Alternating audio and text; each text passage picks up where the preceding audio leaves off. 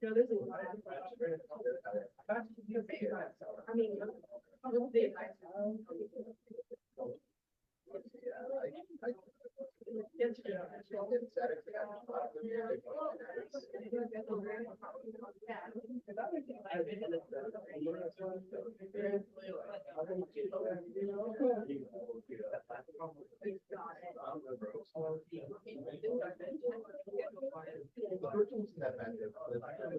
yeah, you know, like, well, the first semester. All right.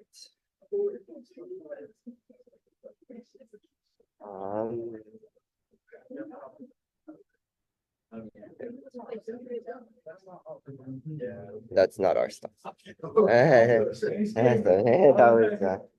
That's some research that I was doing. Okay, so we jumped into some differential equations after talking about some housekeeping stuff. You guys can still vote on a time for office hours. We'll start that next week. I'll decide over the weekend. I'll probably send a reminder email.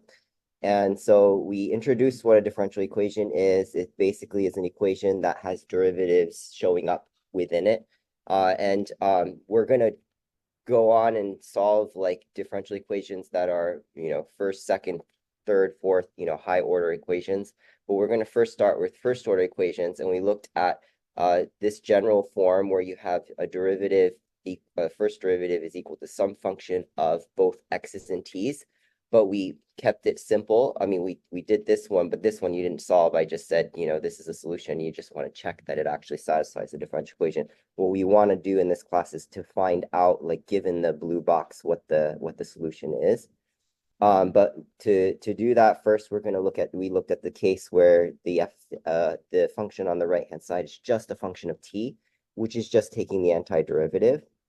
And you could have a general solution where you have a plus c, but then if you have an initial condition, you would plug that into your equation to find what c is, and that's your so-called particular solution to the initial value problem. And then we also looked at the case where, let's say you couldn't find the antiderivative explicitly. You could use this fundamental theorem calculus that allows you to leave your antiderivative as a definite integral.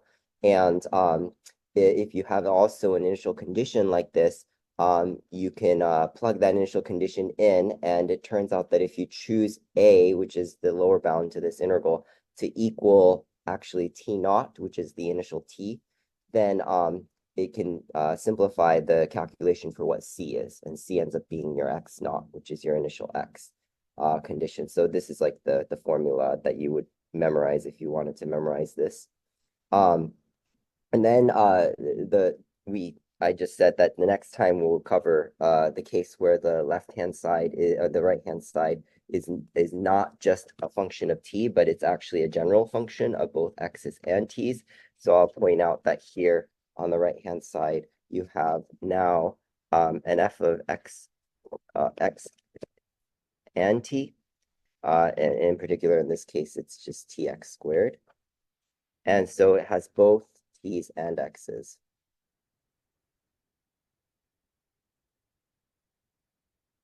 And are you able to see? Can you see? Okay, because I could stand here if it's easier. And so we're gonna first look at this, and the point of this is to find your x of t, which is your general function for x that satisfies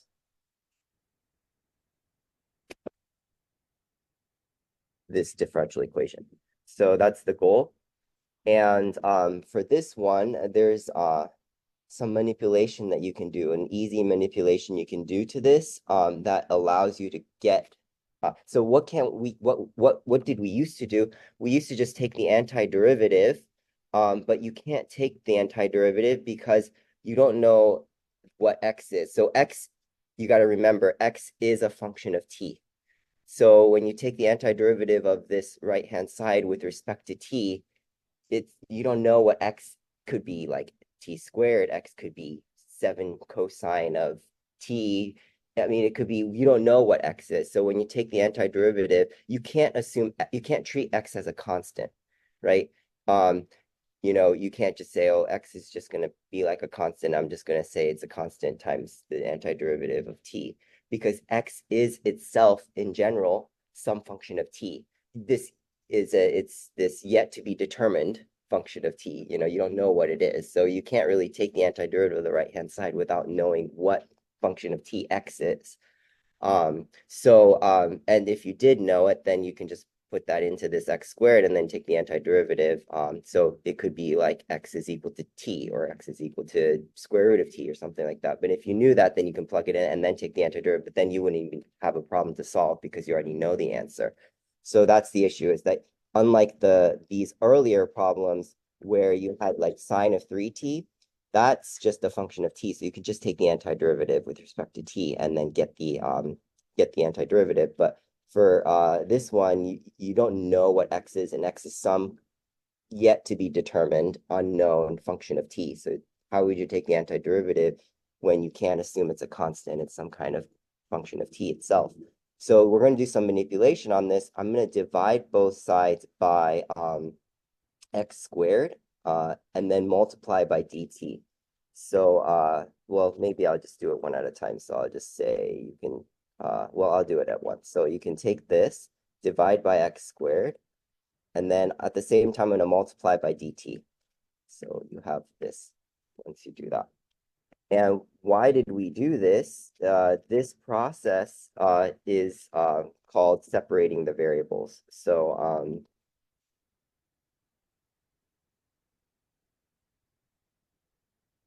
it's called separating the variables. It's called separating the variables because you have all your x's and dx's on one side and all your t's and dt's on the other side. I don't know if it was too much to see this happening all at once. I could have broke it down and just said, why don't I just multiply both sides by dt first? So you just say tx squared dt, and then I divide by x squared. Okay, so I just did that in one step. But once it's separated like this, then you can integrate both sides. So you could take this and integrate this and integrate this. And it's very clear what these mean because now you just have an integral of something that's purely in terms of x, and has a dx there to say that, oh, you need to integrate with respect to x. And then on the same idea on this side, you just integrate with respect to t.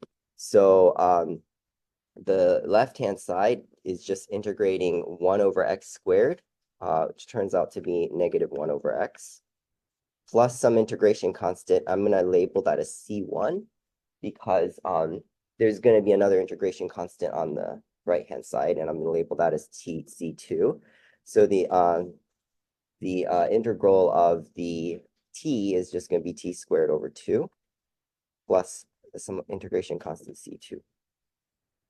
And what's the point of the whole problem is to find x of t. So we're trying to solve for x of t. What is the function for x that would satisfy this differential equation? So we've now successfully gotten rid of, dx over dt because we separated and integrated. So we could just solve for x. This just became an algebra problem at this point.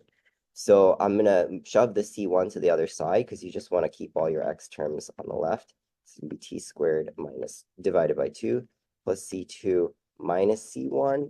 And the C1 and C2 are two integration constants. They're arbitrary constants. These left-hand, right-hand sides would be the correct antiderivatives for whatever C1 and C2 you choose. Because you have these two arbitrary constants that are subtracted from each other, they itself can be combined to be a new arbitrary constant. Now I'm just going to label that as C without a C1 or C2. So then you have negative 1 over x is equal to t squared over 2 plus the C, which is the combined integration constant. And you're still solving for x. So it looks like x is in the bottom here. So I'd like to take a reciprocal of this, but the easiest way to do that is to first combine this into one fraction. So I'm going to say it's t squared plus 2c over 2. So the right-hand side can be combined into a single fraction like this. So then that means that we have negative 1 over x is equal to this.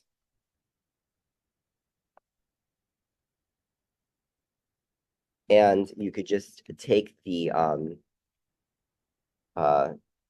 reciprocal and take the negative. So it's going to be x is equal to negative 2 over t squared plus 2c.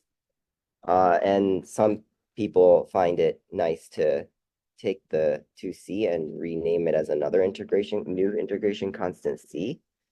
So I'll just make it very clear that this, I'm just going to say, is just take the 2c and we're just going to rename it as a new integration constant c. So it's going to be negative 2 over t squared plus c. Okay.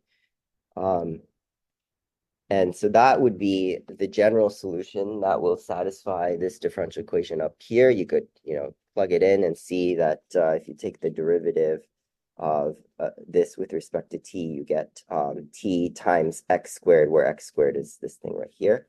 There is actually, this doesn't capture, there's one solution that this doesn't capture.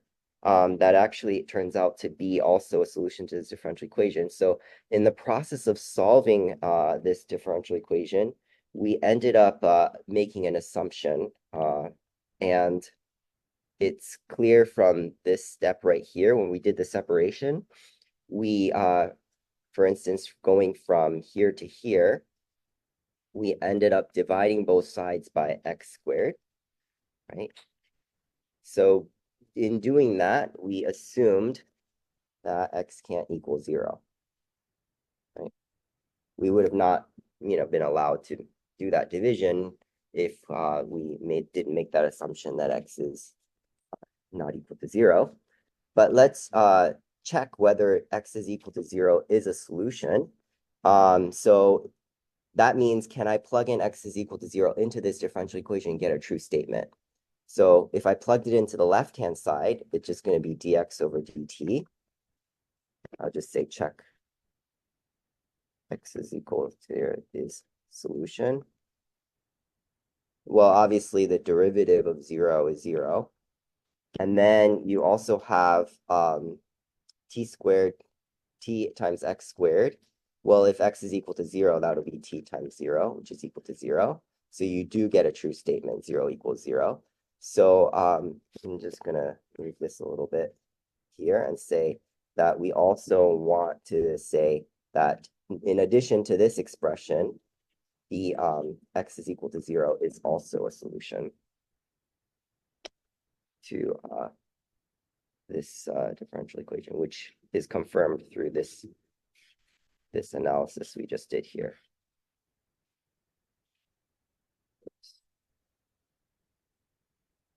So we want to include both of these. And you wouldn't get x is equal to, you wouldn't get 0 is not part of this solution. So there isn't like a real value for c that will let you make this equal to 0. I guess if you said like c is infinity, then maybe it would work. But so you want to always add back in these so-called constant solutions. So this will always be present anytime you do a separation. You well, assuming you did a division like this of x, the zeros of this that are in the denominator here, those are going to be those are always going to be your additional constant solutions. So you do all this work, but then you got to go back and remember to include this constant solution because that may not be part of the expression.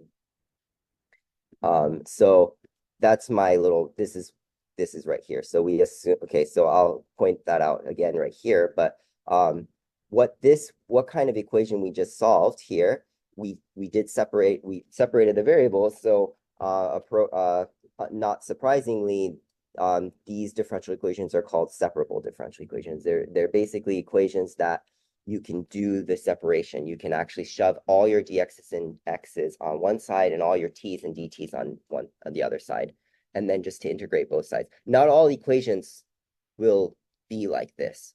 So that's why this is separable, but there are many non-separable differential equations. What makes it separable is if you have a dx over dt equal to some general function, well, some function that combines. So again, on the right-hand side here, I mentioned before, can in general be some function of x and t, but for it to be separable, it can't just be any old function of x and t. It has to be a function that can be decomposed into a product of something purely in terms of t, like h of t, times something that's purely in terms of x. That's the only time you'd be able to separate it, because if you could get it to be purely in terms of t and purely in terms of x, then the separation just goes like this. You just say, I'm just going to multiply both sides by dt, and then divide both sides by g of x.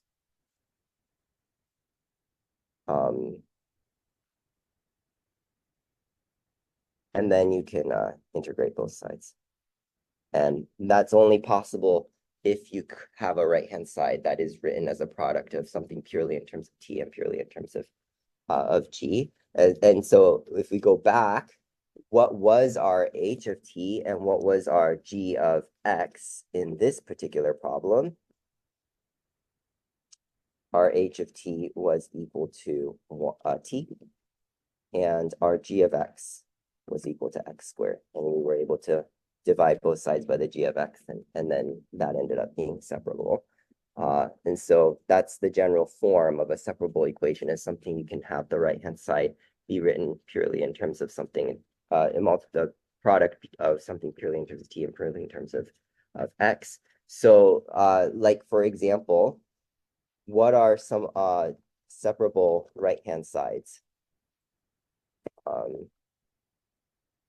So we just had one in the previous page, which is tx squared. That's definitely separable.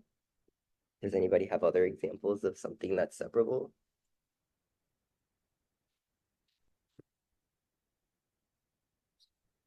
Yes, cosine of t times sine of x. This is separable because you have something that's purely in terms of t times something that's purely in terms of x.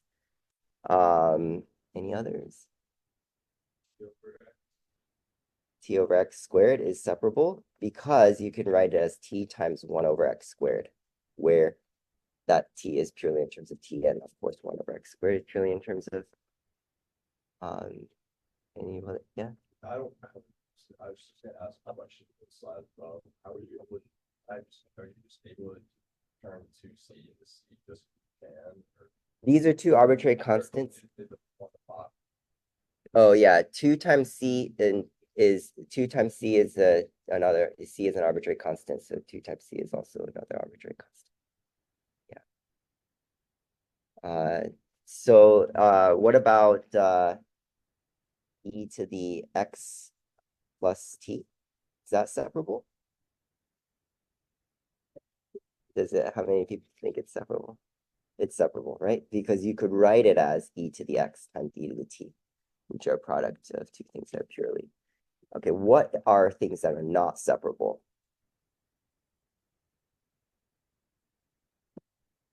Separable. Any examples? There are infinitely many of both types. Yeah, that's not separable because there's no way you could write that as a something that's purely in terms of t and purely in terms of any others? Yeah, the xt is not separable. Unlike this one, there are some really easy ones too that are not separable. Yeah, x plus t is not separable. You can't write that as a product of something purely in terms of x and purely in terms of t. It's not a hard problem to solve. We just can't do it yet because this is actually a linear differential equation. So the next section, we'd be able to separate this, be able to solve this non-separable equation, but we can't right now. Yeah, of course, something like this also is not separable. X raised to the t is also not separable, or t raised to the x is also not separable. So there are tons of equations that we can't solve, like these red ones, because they're not separable using the technique we have here. But we'll learn techniques later that will allow us to be able to solve these. We can do these, presuming that we can actually take the antiderivative nicely, and I think all of these are not that bad. And then this is the comment that says that every time you do the separation of variables, you do this, you have something that's h of t times g of x, you would have divided both sides by g of x. So this assumption would have been made right here that g of x is not equal to 0. And so you want to add those solutions back in. So this is what this is saying. Is so basically you want to say zeros of g of x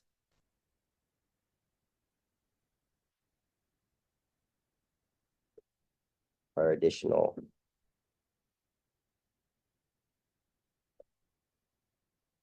solutions you need to include as well. Is what this is. This comment is saying. And that there, you don't even have to go through the, what I did up here where I actually checked whether it actually does satisfy the differential equation. You don't have to do that. It can be shown that it will always be a solution to the differential equation. So we went through and looked at all these things that are separable and not separable. And we even had one that had x plus t in it, which we said was not separable. And now I'm giving you an equation like this that looks like maybe it might not be separable, but you have this tx plus dx over dt is equal to tx plus 4x plus 3t plus 12. This looks like it might not be separable, but it's in this section, and I'm gonna continue doing examples of equations that are separable. So this actually is separable. You just have to notice that there's some algebra you can do to this. So this right-hand side can be written as a product of something purely in terms of x and purely in terms of t. And the way I'm gonna have you guys notice that is that the first two terms have something in common. They have an x that's common. So why don't we just factor that out? So you get x and t plus 4. And then the last two have something in common as well. It's a 3 that's common. And then it factors to t plus 4. And then this has something in common between both of them. It's just a t plus 4. So the first one has an x and the second one has a 3 and then a t plus 4. So this is just factoring, I think factoring by grouping. And so you can clearly see that this is separable. You have this is your g of x. And this is your h of t. Something purely in terms of x and something purely in terms of t. So you should be able to do separation on this by the same technique we've done before, the same process before. So now that you've written this right-hand side as x plus 3 and t plus 4, what do? You just divide both sides by x plus 3 multiplied by d of t. So you get dx over x plus 3 is equal to t plus 4 times dt. And you integrate both sides because now you've got it purely in terms of x and purely in terms of t on each side. So you integrate the left-hand side is be ln of absolute value of x plus 3 plus integration constant c1. And then on this side, you integrate, you get t squared over 2 plus 4t plus a c2. And you could shove the c1 to the other side. So you get ln of x plus 3 is equal to t squared over 2 plus 4t. And I'm just going to just combine the c1 and c2s as just another integration constant c. And the goal is to solve for x. It's just an algebraic equation now. So we've successfully, gotten rid of the derivative term in the equation. So we just have this. So if you want to take the, you want to solve for x, you want to exponentiate both sides. If you exponentiate both sides, then the ln goes away, you get this. But then you get e to the whole thing here. I'll just write it smaller. I'll just say t squared over 2 plus 4t plus c. And if you have the absolute value of this is equal to this, that only will happen if this is plus or minus. So it's okay if this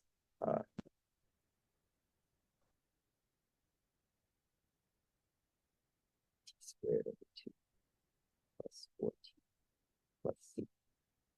I'm saying the absolute values of this is equal to this. That means that x plus 3 that's in here had to be either this or could have been the negative of it. And now it's not very easy to solve for x because you just add. So I'll just say it's going to be equal to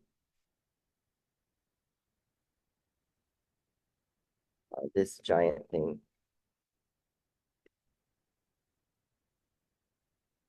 But then I'm going to minus by 3. This right here, there's more that you could do to this first term right here. So just say you have x's equal to. So plus or minus, you have e to the c. I'm going to pull that out, and then I'm going to have just et squared over 2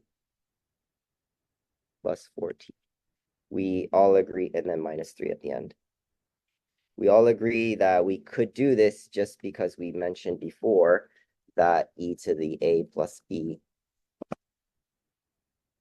is equal to e to the a times e to the b. So you have all these things that are added together up here. So I can definitely take e to the plus c can actually come out and just be e to the c, right? And there's a plus or minus in the front, that's fine. And the reason I did that is because this is just a fancy arbitrary constant. Plus or minus of e raised to the c, where c is some arbitrary constant. All of that is just itself another arbitrary constant. So that helps with the simplifying. And so you end up with, therefore, your x of t is equal to c e to the t squared over 2 plus 4t minus 3. Okay.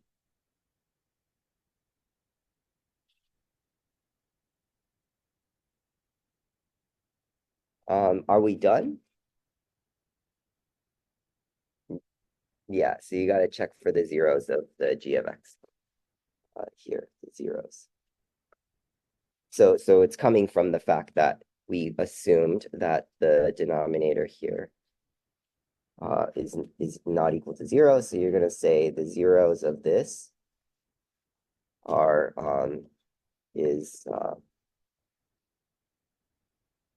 x is equal to -3. So those are the zeros of obviously this right here of all of these x plus 3s.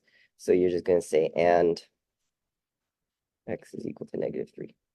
This one, arguably, you didn't have to write because it actually is contained within this solution. It actually happens whenever, just say,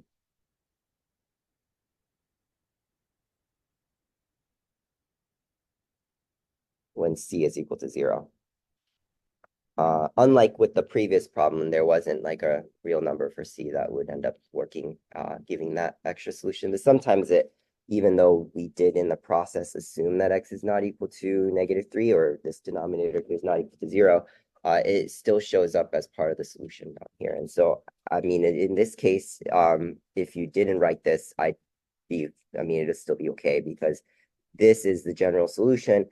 And it actually does contain this solution whenever you choose c to equal 0. But that's not always the case. Like the previous example, there wasn't a value for c that would have made the constant solution show up. So you want to just check, and if you were redundant and included this, then you're not wrong, right? So you want to include that. Because the goal is to find the full general solution there. You know, you don't want to just find one solution, you want to find every single solution, including not like, every single solution that is both constant and non-constant. So that's a separable equation. That's another separable equation. Let's do this one. So this one is also a separable equation. It just has x's on one side, right? So it just has this um,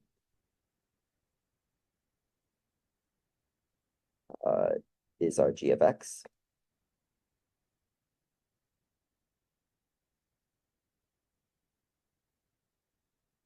So h of t is what in this one?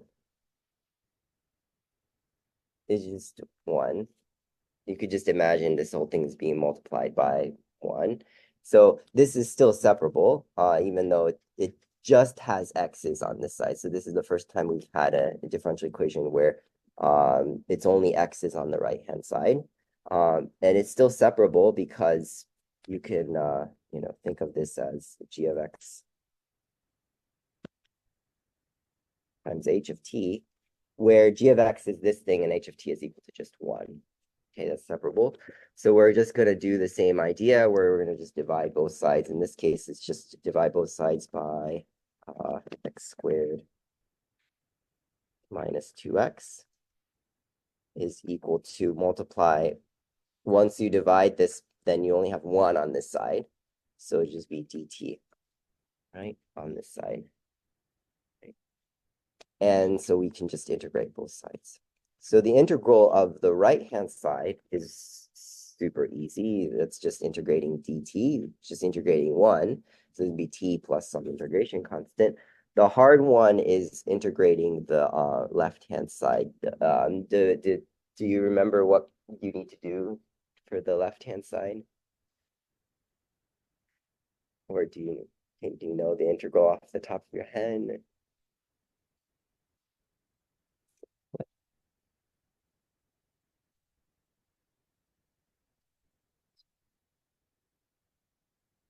It's not by parts. It's so we'll look at this. So you just want to integrate this x squared. So this is like this class will rely heavily probably on Calc 2. So you guys remember your integration. So this one, I think in the past, some people thought that it's like ln of x squared minus 2x, but that's actually not correct because if you took the derivative of ln x squared minus 2x, because of the chain rule, there's going to be like a factor of 2x, like minus 2, that isn't present here. And so you have to do partial fractions. So you're going to take this integrand, so you're going to do the 1 over x squared minus 2x, and you can factor this. It factors to x and x minus 2, right? And then you could decompose this into a sum of capital A over x plus b over x minus 2. And you could multiply both sides by the x times x minus 2. So you get 1 is equal to a x minus 2 plus b times x. And this is nice because then you can plug in certain values. So if you plugged in x is equal to 0, that's going to get rid of the bx term. You get you get 1 is equal to negative 2a. Right? Because 0 is getting plugged into the x. It gives you that a is equal to negative half. And then if you plugged in x is equal to 2, then you can get rid of the a term. You get 1 is equal to 2b, which means that b is equal to positive 1/2. And if you do that, then you end up getting that this expression up here after you do this is going to equal, well, they're both halves, so I'll just pull a half out. And then just say so this one's going to be -1 over x plus this one's going to be +1 over x minus 2.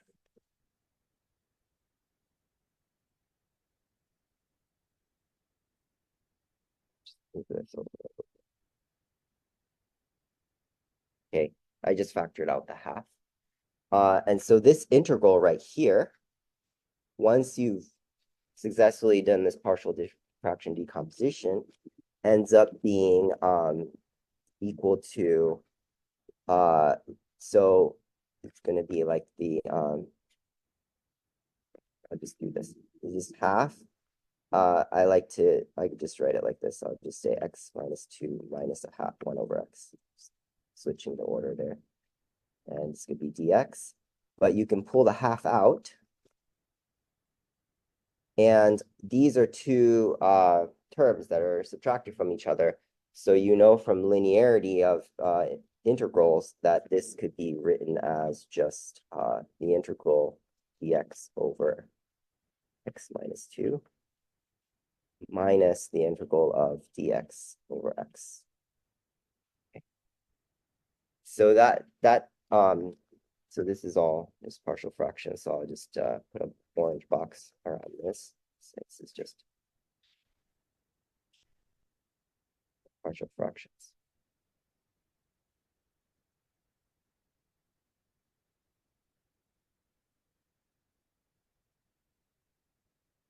All that's to just make this so clearly you have what? This is my left-hand side. Is this is the same as this.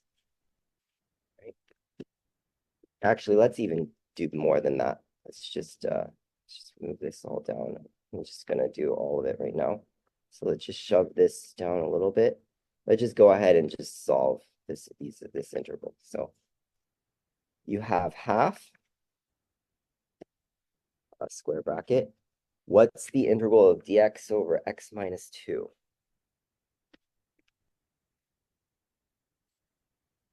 Minus 2. This is okay because if you took the derivative of this, you'd take the derivative of this is 1 over x minus 2, but the derivative of the inside is just 1. So you do get this back. Okay. And then you get minus ln of absolute value of x.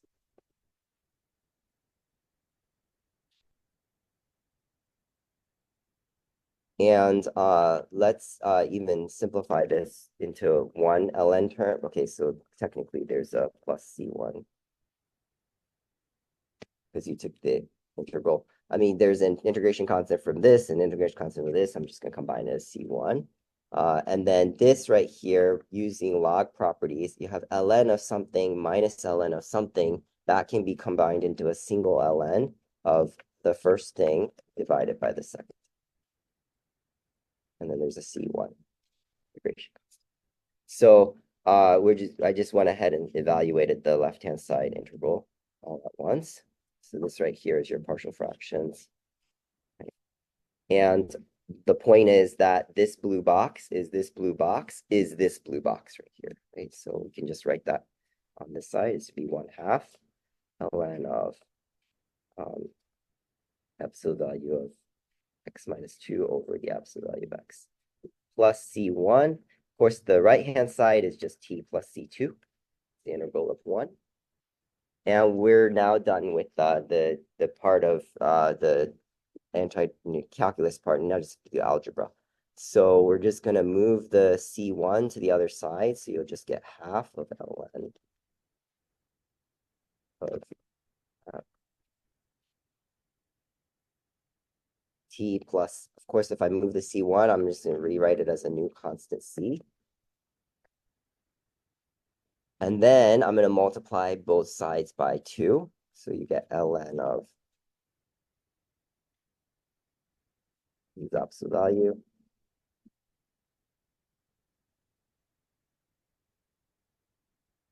is equal to 2 times the whole thing. And you could take the exponential of both sides. So just take e of both sides. So if you do that, then the ln goes away on this side. And I'm also going to mention that if you have absolute value of something divided by absolute value of something, it's the same as the absolute value of the whole thing. And you're just going to have e raised to this thing, which is the same as 2t plus 2c. And you can drop the absolute value, but if you drop the absolute value, you got to add a plus or minus to the right-hand side. And in addition to adding the plus or minus, I'm going to split this up. So I'm going to write e to the 2c and e to the 2t. And the reason is because then we could do what I just did, what I've done before. This whole thing right here is just plus or minus e to the 2 times some arbitrary constant is just all just another arbitrary constant. So we now have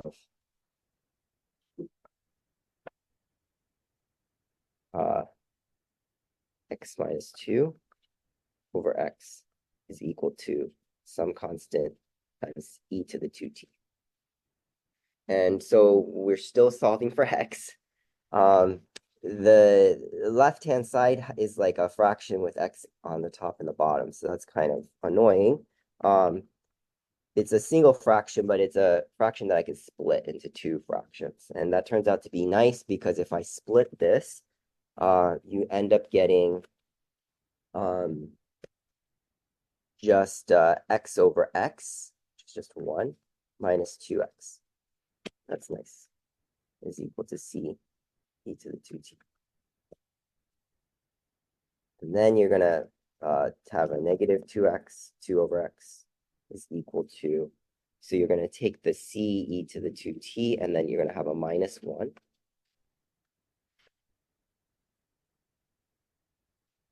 Let's just multiply both sides by negative 1s, or yeah, just a negative, so it'd be 2 over x is equal to, if I multiply by negative, it just becomes like the same as flipping these 2 entries.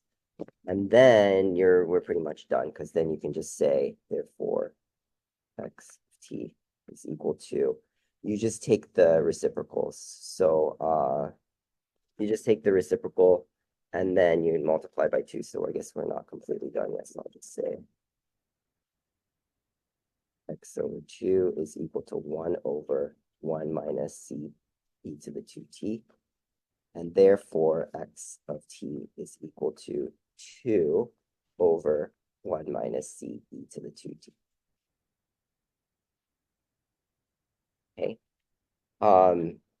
And that's it. So we have that, but we're not quite done because you have to also remember to include the constant solutions. So the constant solutions come from the zeros of the denominator that we ended up doing here. So you divide it by this right here, which is something you can factor, but we already did factor this, but the zeros of this are x is equal to, again, this purple box factors into this. We did that right here. So the zeros are 0, and x is equal to 2. So you'll say, and x is equal to 0, and x is equal to 2 are the 2 constant solutions that we add into our final solutions, because we want the full general solution. We want to capture all the solutions to this differential equation. The only one of these are also included in this is, so if you, this one would have happened when c is equal to 0, right? Because if you had c is equal to 0, then you get 2 over 1 minus 0, and that would have given us 2. But the x is equal to 0 is not captured in this, so we need to write that in. So this is, separable equation. The hardest part probably is to just take the antiderivative of this left-hand side. The antiderivative of the right-hand side is really easy, but the left-hand side is just a review in partial fractions. And then you have to do like a bunch of algebra to solve for the x. And you want to be careful. So this is something that shows up. This is a difficulty that sometimes comes up for some people. There's always so we're solving for the general solution. So the general solution will have some arbitrary constant c in it, and so you can't forget to include these integration constants. Initially, they show up as C1 and C2, but they can always be combined into a single integration constant eventually. So your final answer will have just one C in it, but there should be a C in there. And you can't just have the C placed randomly. It's in a specific spot. And so you have to introduce the C. Once you take any antiderivative, you produce a C from the integration constant C from that. And then you have to do all the algebra later in a way that's correct. So you can't just be like, oh, I forgot to put a C, so I'm just going to put plus C at the very end. Because, let's say you forgot the C, you'll have 2 over 1 minus e to the 2t. And then if you just tacked on a plus C at that point, that's not correct, because that's not when the C was introduced. So you want to, the C is going to end up somewhere, but where it ends up is not clear ahead of time. So it ended up in front of the e to the 2t down in the denominator here. In the previous problem, the C ended up in front of here. Let's see if there's another. This one's interesting because the C ended up it wasn't like a plus C just outside of this fraction. The plus C is actually in the denominator of this fraction. The reason is because when we had this step right here, we had the C1 and C2 pop out. So you end up getting this, and you ended up taking the reciprocal of both sides, and that's when the C ended up going into the denominator. So you can't just have the C is not just you can't just put it anywhere. It has to be in the right spot after you first bring it up. It comes out when you first take an antiderivative of something, and then you have to do all the algebra in a way that's correct so that the C moves along in the correct spot. So if you multiplying both sides by something or dividing or taking the reciprocal of both sides, the C is also going to be affected by that manipulation. It'll end up wherever it ends up from that. So you can't just tack it on wherever you want after the fact. There's a specific spot it's going to be in at the end, and it's going to be based on the correct amount. Okay, so I'll see you guys next week. Have a good weekend.